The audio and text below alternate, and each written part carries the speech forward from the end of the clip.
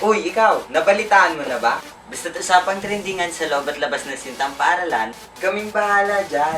Ako nga pala si Idol Jibon, at ito ang PUP Trendy Beat 3.0. Like ko yan!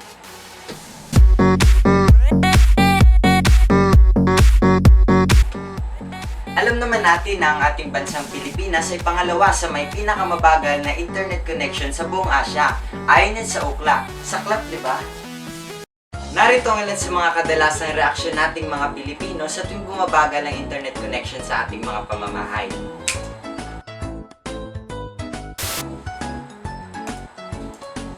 Uy, parang bumabagal ah. Parang bumabagal. Daisy? Uy! Ba't parang bumabagal yun eh? Psst!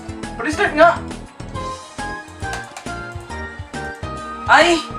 Bumabagal na naman! Uy, Carding! Patawagan na nga yung PLDC!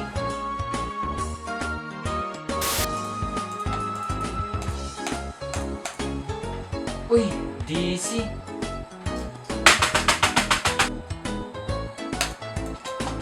Yun, DC!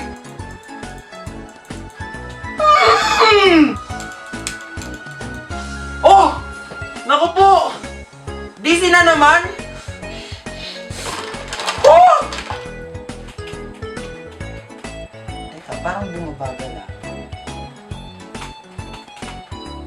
Yun, DC! Ah! Bagal na oh! May nananig ako nagkakente ka siya. Sino yun? Hoy! Sumikaw sa lugawi ko dyan? Uy, yan, ang bagal!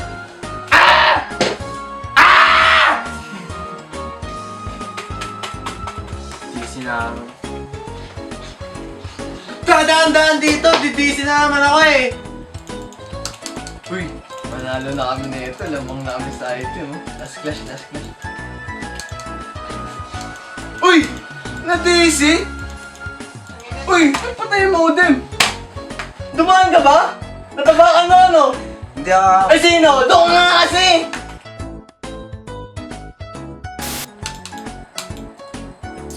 What? Buffering na naman? Uy, pwede huwag na mag-YouTube? Uy! Huwag na mag-YouTube dyan! Bagal-bagal na nga rin. YouTube pa kayo ng YouTube. YouTube pa! Yun! YouTube pa! Mabagal, hindi siya reliable. Hindi, bagal. Unlike dun sa compare dun sa ASEAN neighbors natin na mabilis. Sa atin kasi it's below standards yung ano natin, yung internet speed natin. Kaya wala, hindi tayo mabagal talaga. Hindi nakaka-satisfy.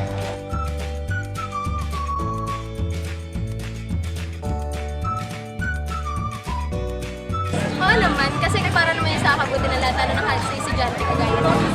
Oo, agree naman ako dun kasi para magkaroon din ng initiative yung mga telcos na ayusin yung service nila. Para naman, hindi naman sayang yung binabayad na mga consumer sa mabagal na internet service. So kung hindi man nila matupad siguro ng mga telcos yung 1 year na memo ni Duterte, eh siguro oras na dapat na magpasok ng foreign players para na magkaroon ng competition. Siyempre, pag nagkaroon ng competition, then maayos yung service nila.